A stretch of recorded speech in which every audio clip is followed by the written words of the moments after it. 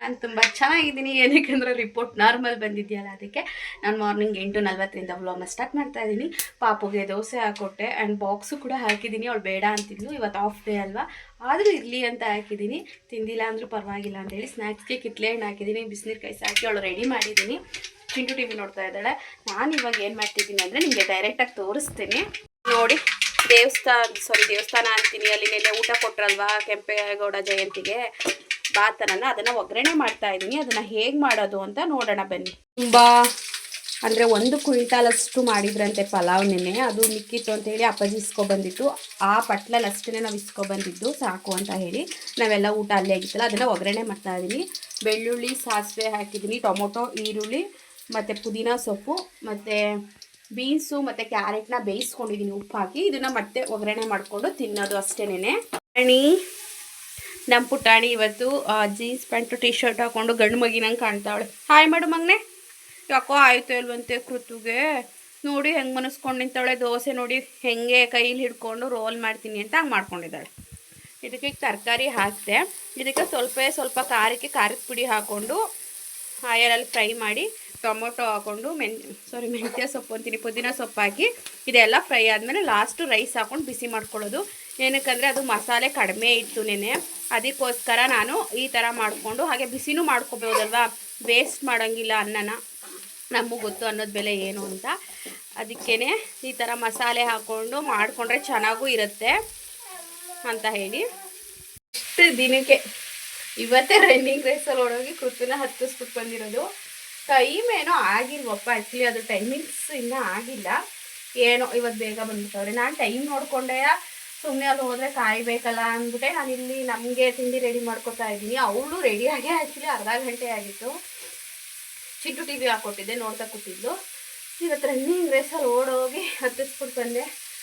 ಒಲೆ ಆಫ್ ಮಾಡ್ಬಿಟ್ಟು ಹೋಗಿದ್ದೆ. ಮತ್ತೆ ಈಗ ಒಗ್ಗರಣೆ ಸುಂಡಿಸ್ತಾ ಇದ್ದೀನಿ ನೋಡಿ, ಕರೆಂಟ್ ಬಂತು, ಇಲ್ಲಿ ಸುಂಡಿಸ್ತಾ ಇದ್ದೀನಿ. ಇದಕ್ಕೆ ಇವಾಗ ರೈಸ್ನ ಹಾಕಿ ಮಿಕ್ಸ್ ಮಾಡಿ ತಿನ್ನೋದೇನು. ಇವಾಗ ಒಂದು ಟ್ಯಾಬ್ಲೆಟ್ ತೊಗೋಬೇಕಿತ್ತು, ಗ್ಯಾಸ್ಟ್ರಿಕ್ ಮಾತ್ರ ಏನೋ ಅನಿಸುತ್ತೆ, ಅದನ್ನು ತೊಗೊಂಡೆ. ತಿಂಡಿ ಆದಮೇಲೆ ಒಂದು 2 ಏನೋ ತೊಗೋಬೇಕು. ಫ್ರೆಂಡ್ಸ್, ನನಗೆ ಮಾತ್ರೆ ಕುಡಿದು ದಪ್ಪ ಆಗ್ಬಿಡ್ತೀನೇನೋ ಅನ್ನಿಸ್ತದೆ. ಏನು ಮಾಡೋದು. ಸರಿ, ಇವಾಗ ನಾವು ತಿಂಡಿ ತಿಂದ್ಕೊಂಡು ಕೆಲಸಗಳು ಮುಗಿಸ್ಕೊಂಡು ವ್ಲಾಗ್ನ ಕಂಟಿನ್ಯೂ ಮಾಡ್ತೀನಿ. ಫೈನಲಿ ರೈಸ್ ಬಂದು ಇವಾಗ ಈ ಥರ ಕಾಣ್ತಾ ಇದೆ. ಒಂಥರ ವೆಜಿಟೇಬಲ್ ಫ್ರೈಡ್ ರೈಸ್ ಥರ ಕಾಣ್ತಾ ಐತೆ. ಸುಟ್ಟೋಯ್ತಾ ಇದೆ. ನಾನು ಆಲ್ರೆಡಿ ಟೇಸ್ಟ್ ನೋಡಿದೆ, ಸಖತ್ತಾಗೈತೆ. ಆ ಪಲಾವ್ಗೆ ಸ್ವಲ್ಪ ಮಸಾಲೆ ಉಪ್ಪು ಖಾರ ಎಲ್ಲ ಕಡಿಮೆ ಇತ್ತು. ಈಗ ನಾವು ಮತ್ತೆ ಅದಕ್ಕೆ ಒಗ್ಗರಣೆ ಕೊಟ್ಟಿರೋದ್ರಿಂದ ಸಖತ್ತಾಗದೆ. ಈಗ ತಿಂದುಬಿಟ್ಟು ಹಂಗೆ ವ್ಲಾಗ್ನ ಕಂಟಿನ್ಯೂ ಮಾಡ್ತೀನಿ. ಟೈಮ್ ಬಂದು 12:45. ಸ್ನಾನ ಎಲ್ಲ ಆಯಿತು. ತಲೆ ಬಾಚ್ಕೋಬೇಕಿತ್ತು, ಸ್ವಲ್ಪ ಹೇರ್ ಕೇರ್ ಮಾಡಬೇಕಿತ್ತು. ವೀಡಿಯೋ ಅಪ್ಲೋಡ್ ಮಾಡ್ತಾ ಕೂತಿದ್ದೆ. ಒಂದು ಪಾಯಿಂಟಲ್ಲಿ ಫ್ರೆಂಡ್ಸ್ ಕೂತ್ಕೊಂಡ್ರೆ ಮಾತ್ರ ವೀಡಿಯೋ ಅಪ್ಲೋಡ್ ಆಗೋದು. ಮನೇಲಿ ಎಲ್ಲ ಜಾಗದಲ್ಲೂ ಇಂಟರ್ನೆಟ್ಟು ನೀಟಾಗಿ ಸಿಗೋಲ್ಲ, ಯಾಕಂದರೆ ಹಳ್ಳಿ ನಿಮಗೆ ಗೊತ್ತು 4G ಅಷ್ಟೇ ಇರುತ್ತೆ. ಸಾಲಿಗ್ರಾಮ ಎಲ್ಲ ಹೋದರೆ 5G. ಅಷ್ಟರಲ್ಲಿ ನಮ್ಮ ಅವ್ವ ಇದು ಪರಂಗಿ ಹಣ್ಣು ಹೆರ್ದಿಟ್ಟೈತೆ, ತಿನ್ನುವಂಗೆ ಕರೀತು. ಅದನ್ನೇ ತಿಂತಾ ಕೂತಿದ್ದೀನಿ. ಇಷ್ಟೈತೆ, ಆಲ್ರೆಡಿ 2 ಪೀಸ್ ತಿಂದಿದ್ದೀನಿ. ಅಮ್ಮಂಗೆ ಕೃತಿಗೆ ಇಡಬೇಕು ಇದರಲ್ಲೇ. ಸಖತ್ತಾಗೈತೆ, ಸ್ವೀಟು. ಹೊರಗಡೆ ದುಡ್ಡು ಕೊಟ್ಟು ತೊಗೊಂಡು ತಿಂತೀವಲ್ಲ, ಒಂಥರ ಸಪ್ಪೆ ಸ್ವೀಟೇ ಇರೋಲ್ಲ. ನಿಜವಾಗಿ ಮರದಲ್ಲಿ ಹಣ್ಣಾಗಿರ್ತಾವೆ ನೋಡಿ, ಯಾವುದೇ ಹಣ್ಣಾಗಿರ್ಬೋದು, ಮಾವಿನ ಹಣ್ಣು, ಪರಂಗಿ ಹಣ್ಣು, ಸೀಬೆಕಾಯಿ, ಅದೇ ಚಪ್ಪೆಕಾಯಿ ಅಂತೀರಿ ಕೆಲವೊಬ್ಬರು, ನಮ್ಮ ಕಡೆ ಸೀಬೆಕಾಯಿ ಅಂತೀವಿ. ಅವೆಲ್ಲ ಮರದಲ್ಲಿ ಹಣ್ಣಾದರೆ ನೆಕ್ಸ್ಟ್ ಲೆವೆಲ್ ಟೇಸ್ಟ್ ಇರ್ತದೆ. ನಾವು ಕಿತ್ತಿ ಔಷಧಿ ಹೊಡೆದು ಎಲ್ಲ ಅಡೆ ಇಕ್ಕಿ ಹಣ್ಣು ಮಾಡಿದ್ರೆ ಕಡಿಮೆ ಟೇಸ್ಟ್ ಇರ್ತದೆ. ಫ್ರೆಂಡ್ಸ್, ಇವಾಗ ಅಡೆ ಇಟ್ಟಿರೋದು ಒಂದಕ್ಕೆ ನಂಗೆ ನೆನಪಾಯಿತು. ಅವತ್ತು ಮಾವಿನಕಾಯಿ ಹಣ್ಣಾಗೋಕ್ಕೆ ಅಡೆ ಇಟ್ಟಿದ್ದು ಅಲ್ವಾ, ಬನ್ನಿ ನೋಡೋಣ ಏನಾಗಿದೆ, ಹಣ್ಣಾಗಿದೆಯಾ ಇಲ್ವಾ ಅಂತ ಹೇಳಿ. ಹಸುವಿಗೂ ಕರುವಿಗೂ ಮೂಕನಂಟಿದೆ.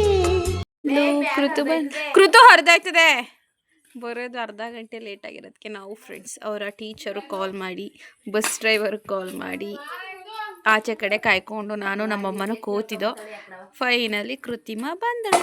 ಚಿನ್ನು, ಏನು ಚಿನ್ನು ಹಿಂಗೆ ಸಿತಿಯ ಬ್ಯಾಗ ನೋಡು, ಮತ್ತೆ ಬಿಚ್ಚಾಕ್ಬಿಟ್ಟು ಚಡ್ಡಿ ಹಾಕೋ. ಮತ್ತೆ ಮುಪ್ಪಡೆ ಎಲ್ಲ ಸೋರ್ ಬತ್ತಾದಿಲ್ಲ ಬಟ್ಟೆ ಮೇಲೆ ನಂಗೆ ಚಿನಿ ಕಚ್ಕೊಂಡು ತಿನ್ ಪಾಪ. ಹಂಗೆ ಯಾಕೆ ಇದು ಮಾಡ್ತಿದ್ಯಾ? ಬೇಡ ಬೇಡ ನಂಗೆ ತಟ್ಟೋಡಿ ಕಾಪು ಇಲ್ಲ ಬೀಳಿಸ್ಬಿಡ. ನಾನು ನೀನು ಬೆಣ್ಣೆ ಬ್ರೆಡ್ ತಿನ್ನದಾ? ಹಾಂ ಯಾಕೆ? ನಾಳೆಗೆ ರಜಾ ಪಾಪ. ಪಾಪ ನಾಳೆ ರಜಾ.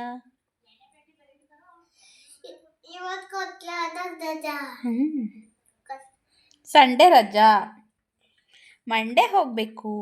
ನಾನಂತೂ ನೀನಂದು ಬೆಣ್ಣೆ ಬ್ರೆಡ್ ತಿನ್ಕೊಬಿಡೋಣ, ಅಜ್ಜಿ ಕೊಡೋದು ಬೇಡ ಆಯಿತಾ? ನನಗೆ ಯಾಕೆ ಈ ಥರ ಆಗ್ತದೆ ಅಂತ ಗೊತ್ತಿಲ್ಲ ಫ್ರೆಂಡ್ಸ್. ಕೆಲಸ ಮಾಡೋಕ್ಕೆ ಮನಸ್ಸಿರಲ್ಲ, ತುಂಬ ಕಷ್ಟ. ಸುಮ್ಮನೆ ಮಲ್ಕೊಳ್ಳೋಣ, ಕೂತ್ಕೊಳ್ಳೋಣ, ಒಂಥರ ಮಂಕು. ಟ್ಯಾಬ್ಲೆಟ್ಸ್ ತಗೋತಾ ಇದ್ದೀನಲ್ಲ, ಅದಕ್ಕೆ ಈ ಥರ ಆಗ್ತಾ ಇದೆಯಾ ಏನು ಅಂತ ಗೊತ್ತಿಲ್ಲ. ಅದು ತರಿ ಸ್ವಲ್ಪ ಮೆತ್ಕಿತ್ತು ಅಂತೇಳಿ ಬಿಸಿಲಿಗೆ ಒಣಗಾಕಿದ್ದು. ಬಾಣಲಿಲಿ ಮಳೆ ಇದೇ ಥರ ಆಡ್ತಾ ಇತ್ತಲ್ವ, ಅದನ್ನು ತೆಗೆದು ಇವಾಗ ಬಾಕ್ಸ್ಗೆ ಹಾಕು ಅಂತ ಬೆಳಗ್ಗೆಯಿಂದ ಹೇಳಿತ್ತು ನಮ್ಮಮ್ಮ. ನಾನು ಬೆಳಗ್ಗೆಯಿಂದ ಮಾಡಿರಲಿಲ್ಲ. ಇವಾಗ ಒಂದು 4 ಗಂಟೆ ಆಗಿತ್ತು. ಇವಾಗ ಅದನ್ನು ಬಾಕ್ಸ್ಗೆಲ್ಲ ಹಾಕಿಡ್ತಾ ಇದ್ದೀನಿ. ಕೆಲಸ ಮಾಡೋಕ್ಕೆ ನನಗೆ ಆಗ್ತಾ ಇಲ್ಲ, ತುಂಬ ಸೋಂಬೇರಿಯಾಗಿದ್ದೀನಿ. ಅದಕ್ಕೆ ಸಾಂಗ್ ಹೇಳ್ಕೊತಾ ಇದ್ದೆ.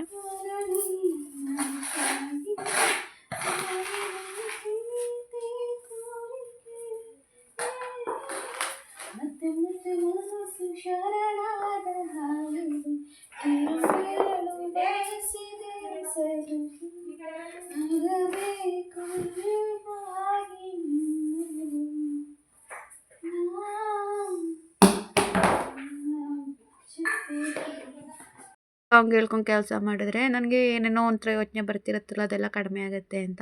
ಅಪ್ಪಾಜಿ ಇದು ನಾವು ಬೆಣ್ಣೆ ಬ್ರೆಡ್ ಅಂತೀವಿ ತಂದಿತ್ತು, ಅದನ್ನು ಕೂಡ ತಿನ್ಕೊಂಡು ಪಾಪುಗೊಂದು ಕೊಟ್ಬಿಟ್ಟು ನಾನೊಂದು ತೊಗೊಂಡು ತಿನ್ಕೊಂಡು ಹಾಗೆ ಕೆಲಸ ಮುಗಿಸ್ಕೊಂಡೆ ನಾನು.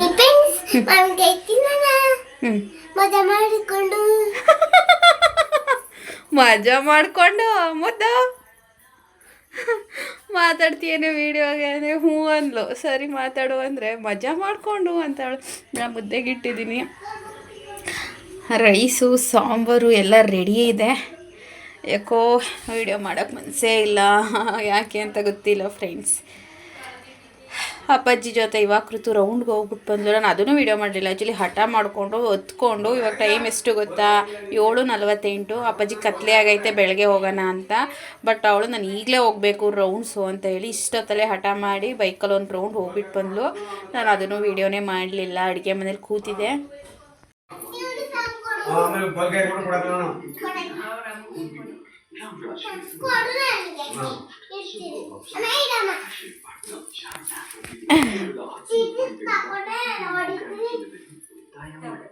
ಕೊಡಮ್ಮ ಕೊಡು. ಹಾಂ ಔಸಿಡ್ತೀವಿ. ಏನಮ್ಮ ದುಡ್ಡು ಔಸಿಟ್ಟಿದ್ದೀನಿ. ಆ ದುಡ್ಡಲ್ಲಿ ತಾತನ ಕಡೆಯಿಂದ ಶೂವು ಬ್ಯಾಗು ಆಯಿತಾ. ಇದೇನು ಇಸ್ಕೋಬೇಕು ಅಂದ್ರೆ ಒಂದು ಹಾಡು ಹೇಳು.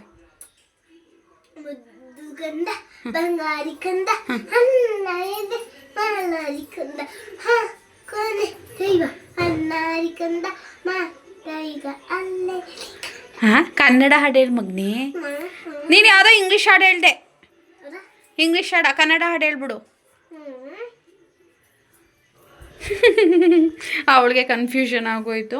ಇವಾಗ ಅವ್ರ ತಾತ 1,000 ಕೊಟ್ಟೈತೆ ನನ್ನ ಕಡೆಯಿಂದ ಅಂತ ಹೇಳಿ. ನಾನು ಫೀಸ್ ಎಲ್ಲ ಕಟ್ಟೋಕ್ಕೆ ಬಿಟ್ಟಿರಲಿಲ್ಲ. ನಿಮಗೆ ಹೇಳಿದ್ದೀನಿ, ಎಷ್ಟೇ ಕಷ್ಟ ಆದರೂ ನಾನೇ ಕಟ್ಟಬೇಕು, ನಾನೇ ಓದಿಸ್ಬೇಕು ಅಂತ.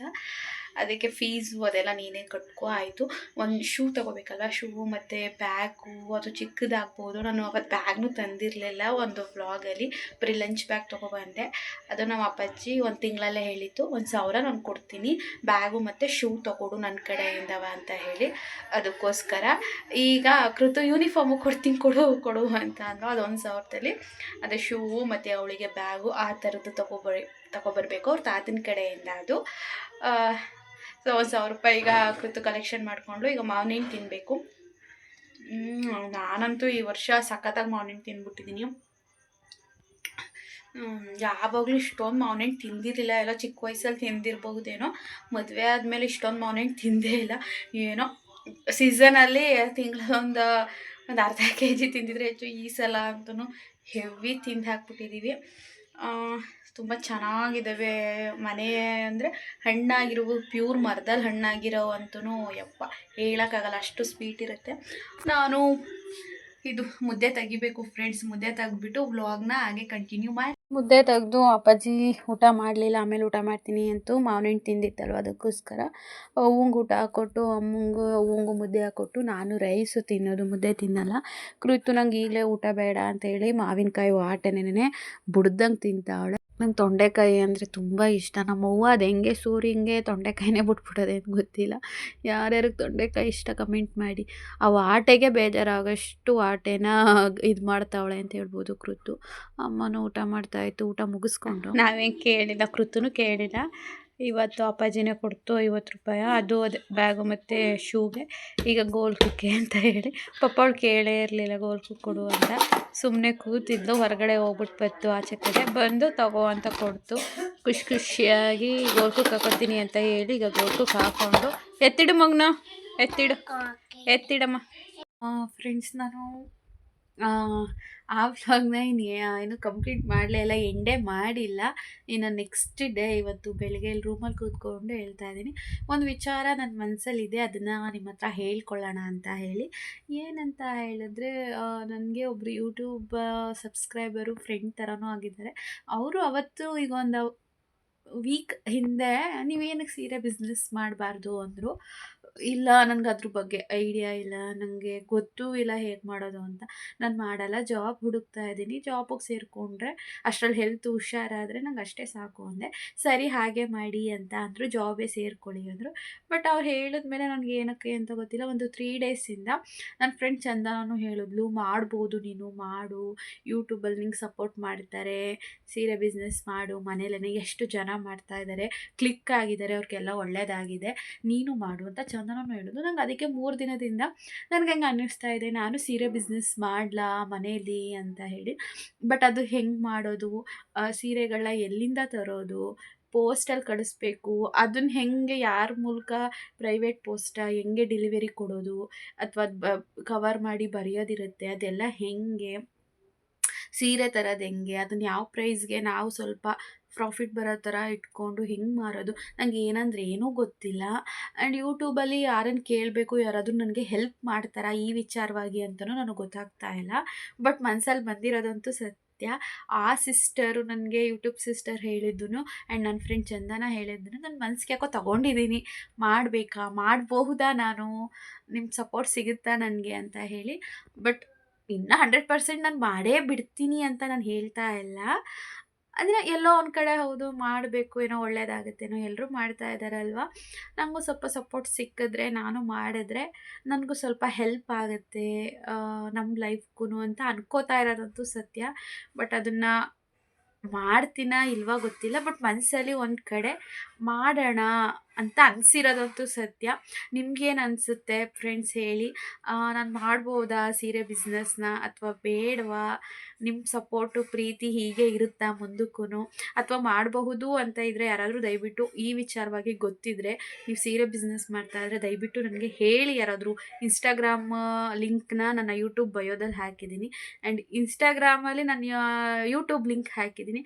ಅಲ್ಲಿ ಯಾರಾದರೂ ಇನ್ಸ್ಟಾಗ್ರಾಮ್ ಲಿಂಕ್ ತೊಗೊಂಡು ಮೆಸೇಜ್ ಮಾಡಿ. ಅಂದರೆ ನಿಮ್ಗೆ ಐಡಿಯಾ ಗೊತ್ತಿದ್ದರೆ, ನೀವು ಮಾಡ್ತಾ ಇದ್ದರೆ ಅಥವಾ ನಿಮ್ಮ ಫ್ರೆಂಡ್ಗಳು ಮಾಡ್ತಾ ಇದ್ದರೆ ನನಗೆ ಸಜೆಷನ್ ಕೊಡಿ, ಈ ಥರ ಮಾಡಬಹುದು ಅಂತ. ಯಾಕಂದರೆ ನನಗೆ ಝೀರೋ ಐಡಿಯಾ, ಅದ್ರ ಬಗ್ಗೆ ನನಗೇನು ಗೊತ್ತೇ ಇಲ್ಲ. ಯಾಕಂದರೆ ನಾನು ಸೀರೆ ತೊಗೊಳ್ಳೋದು ಕಡಿಮೆ, ಹಾಕೊಳ್ಳೋದು ಕಡಿಮೆ, ನನಗೆ ಏನಂದರೆ ಏನೂ ಗೊತ್ತಿಲ್ಲ. ಬಟ್ ಮನಸ್ಸಲ್ಲಿ ಅನಿಸಿದೆ ಮಾಡಬಹುದಲ್ವಾ ಅಂತ ಹೇಳಿ, ಅದಕ್ಕೋಸ್ಕರ ಕೇಳ್ತಾ ಇದ್ದೀನಿ. ನಿಮ್ಮ ಅಭಿಪ್ರಾಯನ ಕಮೆಂಟ್ ಮೂಲಕ ತಿಳಿಸಿ. ಆ್ಯಂಡ್ ಈ ವ್ಲಾಗ್ನ ಇಲ್ಲಿಗೆ ಎಂಡ್ ಮಾಡ್ತಾ ಇದ್ದೀನಿ. Thank you so much. ಹೀಗೆ ನಿಮ್ಮ ಸಪೋರ್ಟ್ ಇರಲಿ. ನೆಕ್ಸ್ಟ್ ವ್ಲಾಗಲ್ಲಿ ಸಿಗೋಣ. ಬಾಯ್.